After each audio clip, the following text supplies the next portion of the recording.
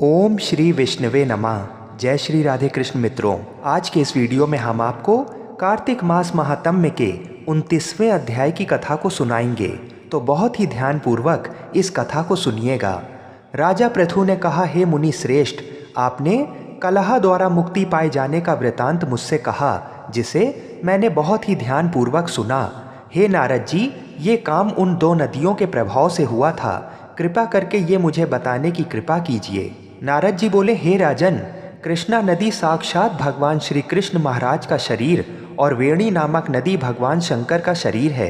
इन दोनों नदियों के संगम का महात्म्य श्री ब्रह्मा जी भी वर्णन करने में समर्थ नहीं है। फिर भी चूंकि आपने पूछा है, इसलिए आपको इनकी उत्पत्ति का वृतांत सुनाता हूँ। इसे ध्यानपूर्वक सुनो।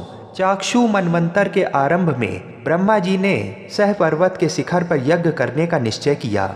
वह भगवान विष्णु, भगवान शंकर तथा समस्त देवताओं सहित यज्ञ की सामग्री लेकर उस पर्वत के शिखर पर गए।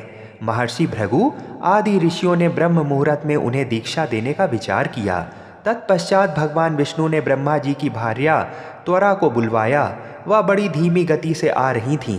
इसी बीच में भृगु जी ने भगवान विष्णु से पूछा, हे प्रभु, आपने त्वरा को शीघ्रता से बुलाया था, वह क्यों नहीं आई? ब्रह्म मुहूर्त निकल जाएगा।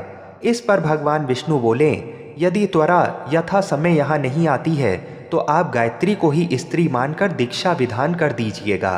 क्या गायत्री पूर्ण कर्म में ब्रह्मा जी की स्त्री नहीं हो सकती है? नारद जी ने कहा, हे राजन, भगवान विष्णु की इस बात का समर्थन भगवान शंकर जी ने भी किया। ये बात सुनकर भृगु जी ने गायत्री को ही ब्रह्मा जी की दाईं ओर बिठाकर दीक्षा विधान आरंभ कर दिया। जिस समय ऋषि मंडल गायत्री को दीक्षा देने लगा, उसी समय त्वरा भी यज्ञ मंडल में आ पहुंची। ब्रह्मा जी की दाईं ओर गायत्री को बैठा देखकर ईर्ष्या से कुपित होकर त्वरा बोली, जहां अपूज्यों की पूजा और पूज्यों की अप्रतिष्ठा होती है, वहां पर दुर्भिक्ष, मृत्यु तथा भय तीनों अवश्य हुआ करते हैं। ये गायत्री ब्रह्मा जी की दाईं ओर मेरे स्थान पर विराजमान हुई है, इसलिए ये अदृश्य बहने वाली नदी होगी। आप सभी देवताओं ने बिना विचारे इसे मेरे स्थान पर बैठाया है, इसलिए आप सभी जड़ रूप नदियां होंगे। नारद जी राजा पृथु से बोले, हे राजन, इस प्रकार त्वरा के साप को सुनकर गायत्री क्रोध से आग बबूला होकर अपने होठ चबाने लगी। देवताओं के मना करने पर भी उसने उठकर त्वरा को शाप दे दिया। गायत्री बोली, त्वरा, जिस प्रकार ब्रह्मा जी तुम्हारे पति हैं, उसी प्रकार मेरे भी पति हैं। तुमने व्यर्थ ही श्राप दे दिया है, इसलिए तुम भी नदी हो जाओ। तब देवताओं में खलबली मच गई। सभी देवता त्वरा को साष्टांग प्रणाम करके बोले, हे देवी, तुमने ब्रह्मा आदि समस्त देवताओं को जो श्राप दिया है वह उचित नहीं है, क्योंकि यदि हम सब जड़ रूप नदियां हो जाएंगे तो फिर निश्चय ही ये तीनों लोग नहीं बच पाएंगे। चूंकि ये शाप तुमने बिना विचार किए दिया है, इसलिए ये शाप तुम वापस ले लो। त्वरा बोली, हे देवगण, आपके द्वारा यज्ञ के आरंभ में गणेश पूजन न किए जाने के कारण ही ये विघ्न उत्पन्न हुआ है। मेरा ये श्राप कदापि खाली नहीं जा सकता, इसलिए आप सभी अपने अंगों से जड़ीभूत होकर अवश्य में नदियां बनोगे।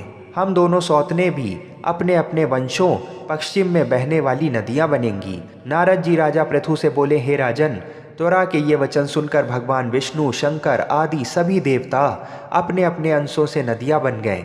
भगवान विष्णु के अंश से कृष्णा, भगवान शंकर के अंश से वेणी तथा ब्रह्मा जी के अंश से काकुदम्बती नामक नदियां उत्पन्न हो गईं।